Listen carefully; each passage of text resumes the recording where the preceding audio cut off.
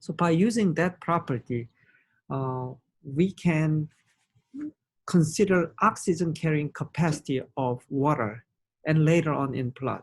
So why are we doing this? Is so we know that water can also dissolve oxygen, and fishes and many aquatic lives depend on intake of oxygen this way.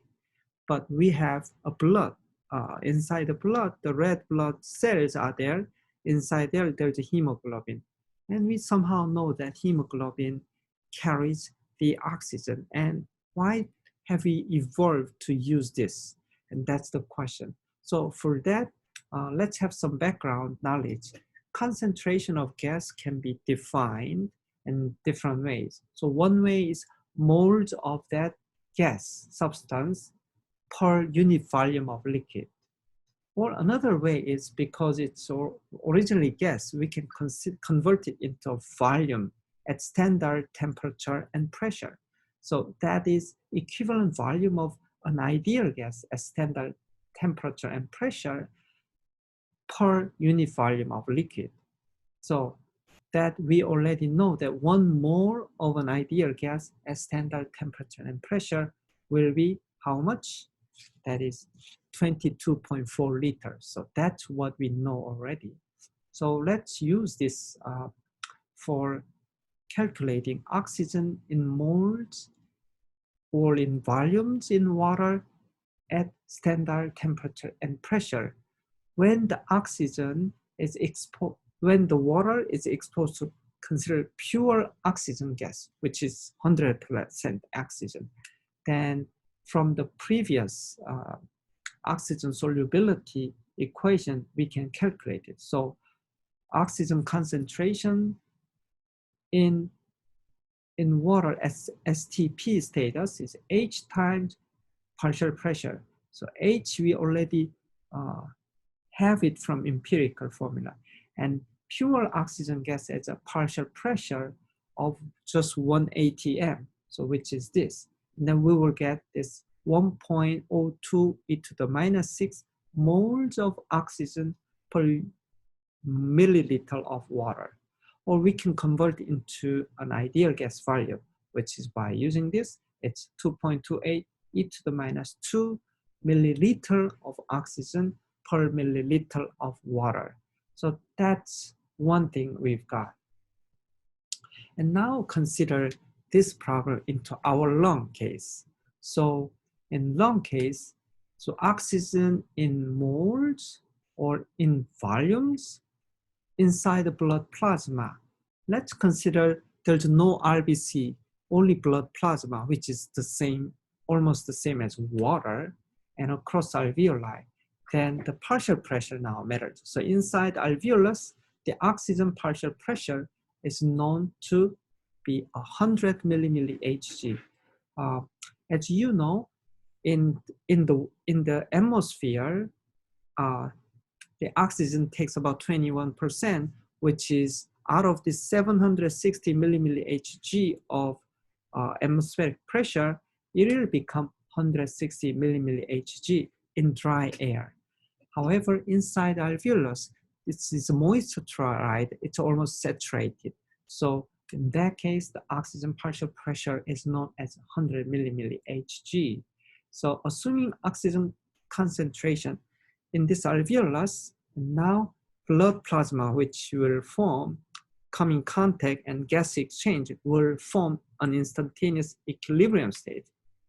So assuming oxygen concentration in blood plasma will be in equilibrium with the alveolar oxygen after gas exchange, then we can compute the oxygen in moles in blood plasma, which will be this oxygen in pure oxygen gas times partial pressure of oxygen, which is not 760, but 100. So this fraction will give the oxygen concentration in blood plasma that is about, in terms of moles and in terms of volumes of ideal gas, it's a 3 e to the minus 3 milliliter of oxygen per milliliter of plasma. So this number is important when we assume that there's no RBC or hemoglobin in our blood. It's almost like water containing this oxygen. Then we have to consider our body demands for amount of oxygen with our normal heart circulating capacity that we call as a cardiac output. So here comes the equilibrium curve for oxygen, both in blood and in water. And water here is the same as plasma. So this shows a little complicated, but x-axis is partial pressure of oxygen. As you can see, partial pressure goes higher and higher. The dissolved oxygen in water will be proportionally increased, while hemoglobin is an amazing unit that has a high oxygen carrying capacity. Look at this. This has this very interesting shape of dependent on hemoglobin saturation. It already reaches about partial pressure of oxygen when it comes to about 100 millimilli Hg. It's already almost close to 100, actually 97.5% of saturation reaches there. And that oxygen content will be close to 0.2 milliliter of oxygen per milliliter of blood, which is pretty high. So why blood is way better oxygen carrier than water? Due to the hemoglobin molecule, which can bind and carry one hemoglobin quaternary structure, can carry 4 molecules of oxygen. And blood concentration and partial pressure, you can see in water, it's almost linear, but in hemoglobin, it's not linear, but its shape is almost like an S shape. So it saturates earlier, you can see, and that we call as a sigmoidal curve. So when the hemoglobin binding sites are filled, the blood becomes quickly saturated with oxygen. So arterial blood, which is loaded with oxygen from alveolar gas at a partial pressure of 100 millimilli Hg, is already nearly saturated with oxygen. With this, let's calculate oxygen carrying capacity and compare of water, which is blood plasma only, and blood, which is RBC case. So first we need to know our body's resting demand from previously. About oxygen is about 250 milliliter of oxygen per unit minute.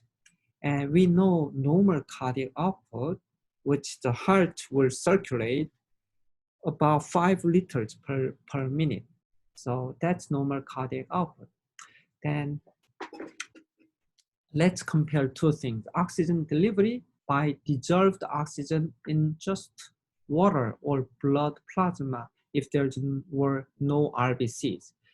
Comparison with oxygen delivery by the hemoglobin in the blood RBC is the concentration is 3 to the e to the minus third of milliliter of oxygen per milliliter of plasma multiplied by normal cardiac output, which is 5 liters of plasma per minute. And that comes to 15 milliliter of oxygen per minute if there's no hemoglobin and only our blood plasma or water is actually circulating, then you can see this is way less than our normal demand of resting demand of oxygen. So this is a big problem. We can't live with this. Luckily with the hemoglobin, you remember the previously, it's almost close to 0.2 cubic centimeter or milliliter of oxygen per milliliter of blood plasma. Then that multiplied by cardiac output gives 1,000 milliliter of oxygen per minute, which is way a few times higher than our normal need of resting demand for oxygen.